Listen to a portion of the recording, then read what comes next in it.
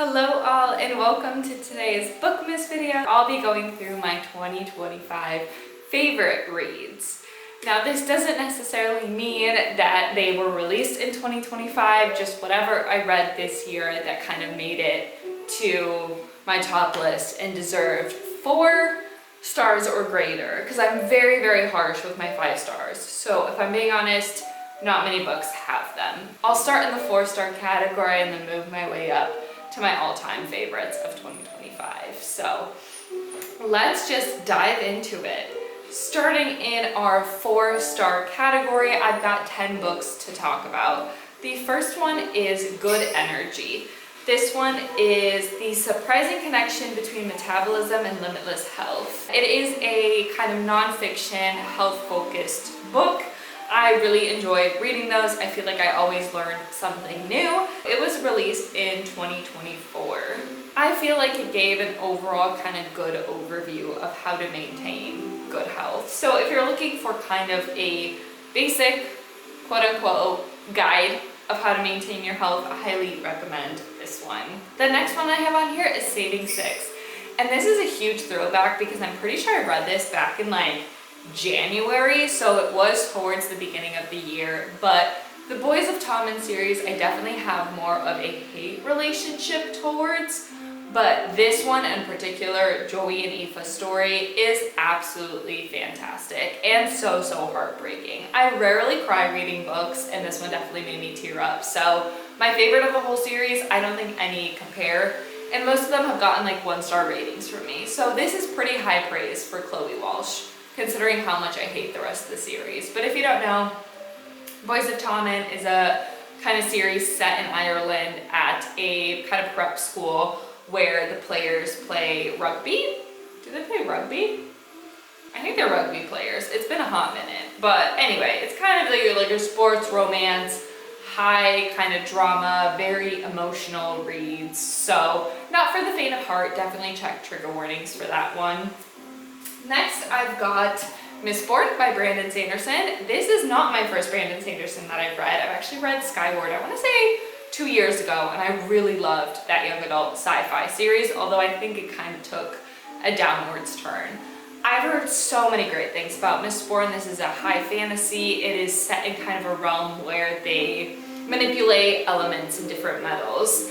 And I found this one pretty interesting. It is fairly long, even though the book is pretty short. I mean, the text is small and it's over, I think, like 600 pages.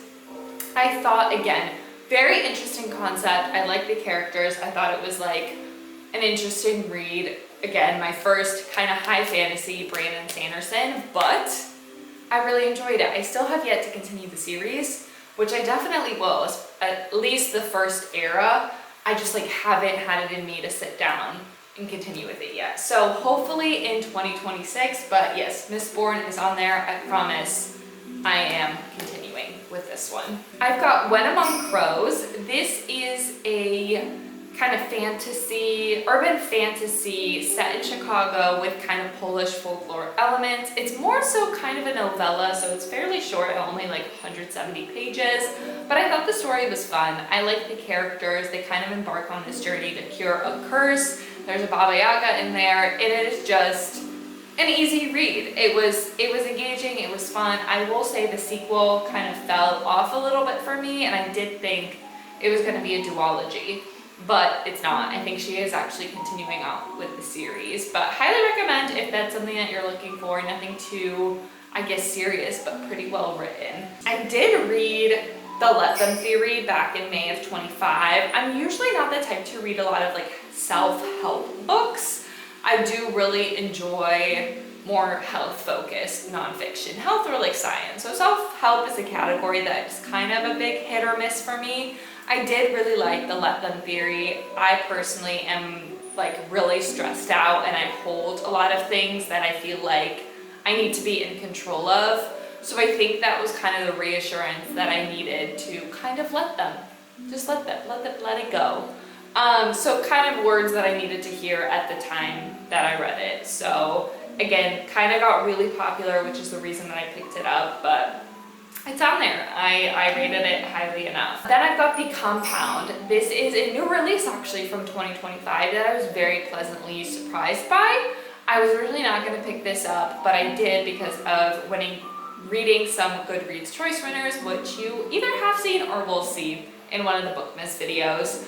But I thought this was such a unique concept, such a fun debut, and just like pretty well executed. A little not so much at the end, like it could have given a little bit more, but the concept overall I loved. It was pretty much like Love Island meets Lord of the Flies, I think is the way that it was blurbed. So again, very riveting. I read it in one single day. Highly, highly recommend that one. I've actually got another high fantasy on here. I said I was not going to start a lot of series, and then I went ahead and read The Shadow of What Was Lost. This one is one that I was a little bit scared of. I think I've had it on my TBR for a long time, and my bestie and I have a buddy read bingo, and so we did have The Shadow of What Was Lost on there. She hated it. Sorry, bestie, I know this was not for you. I loved it. I love a setting where there's kind of multiple characters, they're all embarking on their journey, and it kind of all starts to tie together. There's an element in here of like you don't really know who is good or who is bad. There's this kind of like morally gray area, which I really enjoy because I'm struggling personally on who to root for.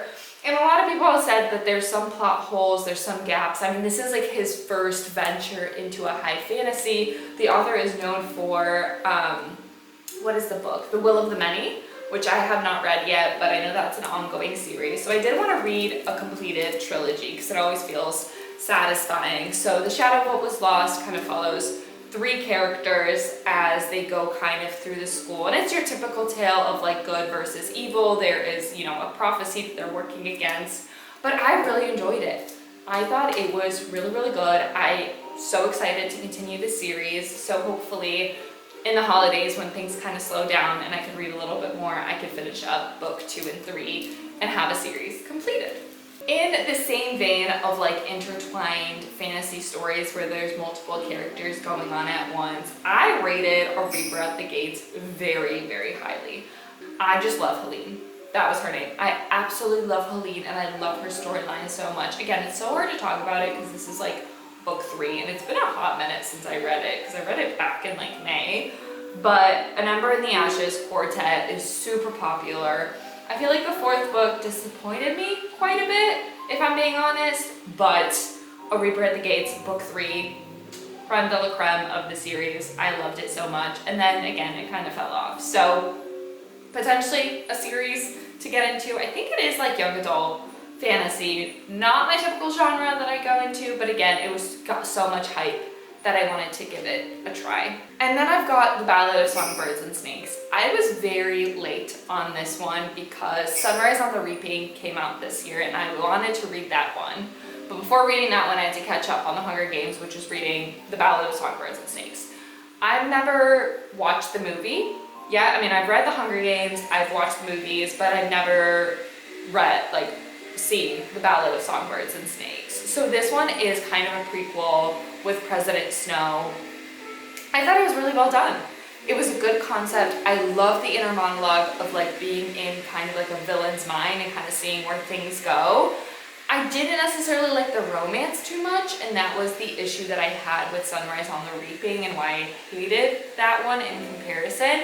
But this one, I thought it was such a fresh take. I still haven't seen the movie. Maybe I will. I've heard like mixed reviews about the movie, so I'm not sure whether I want to delve into that. But as far as Ballad of Songbirds and Snakes goes, I really like that one. Finally, the last book in the 4-star category is At a Zero by Rose Han. She is a YouTuber that kind of goes through financial advice and stuff like that. This was her first book, kind of summarizing everything. And I loved it. I think it was really well written. It was very easy to follow. It kind of gives you a step-by-step guide of like getting your finances together. So I highly recommend that one if you're looking for an easy financial book. I have read a couple of those and I feel like that one is pretty high up there that I would recommend to friends. Finally, going up in category to the 4.5 stars, I've got Outlive, The Science of and Art of Longevity, which I just finished in November. This was a fairly long nonfiction health book that kind of outlined how to live to 100. Not necessarily with the goal of like you have to make it to 100, but how do you maintain your body in the healthiest shape through like all your years to feel your best, regardless of what age you are, and that'll maybe get you to 100. I talked a bit more about this one in my November wrap up, but yes, highly recommend that one. I was a bit intimidated by it, but between the audiobook and the ebook, I think it was fairly easy to get through, and I learned a lot of really good tips and tricks.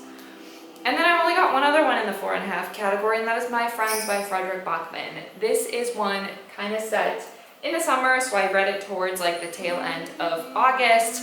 It follows this main character, Louisa, who is obsessed with this painting of friends on the dock, on the water, and she embarks on the journey to figuring out how this painting was painted, who these kids in the painting are, and so simultaneously you have that story and then the story of the kids in the painting and the past and everything that happened then.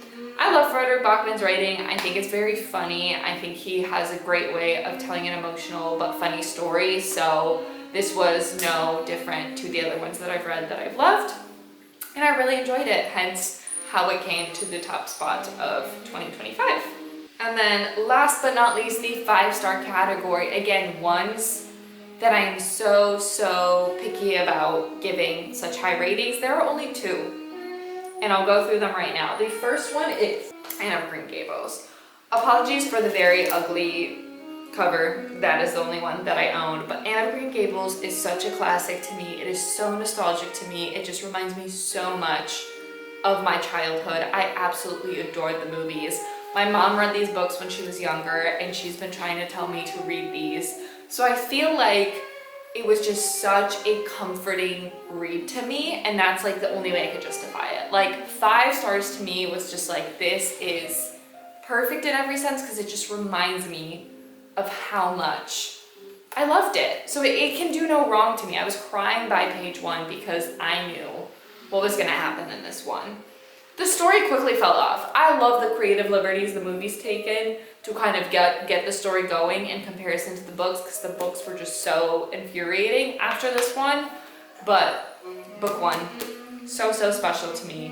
I absolutely loved it. So deserving of 5 stars in my eyes. Finally, the last 5-star that I have for my 2025 reads was actually a new release, which is very surprising, and that is The Night and the Moth.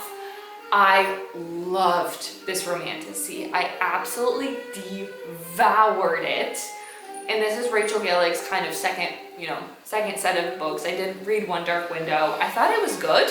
It was fine, but The Night and the Moth, it is just perfection. It follows our main character, Sybil, as she's kind of this like oracle who has to kind of, delve out prophecies. And at one point, the king and his knights come to get a prophecy foretold and, their fate spoken. And thus begins this crazy journey. I loved it. I am so excited. Book 2, and maybe the conclusion to it, because I don't know if it's a duology or not, is coming out in 2026, and I am sad. I am so sad for that release. So yes, The Night and the Moth is what kind of concludes my 2025 year. An absolute fantastic read. So I hope you enjoyed. I'm curious what your favorites of 2025 were, so please put them in the comments below. And I will see you tomorrow for my least favorites, or the books that I absolutely hated of 2025. So stay tuned for that. Thanks for watching.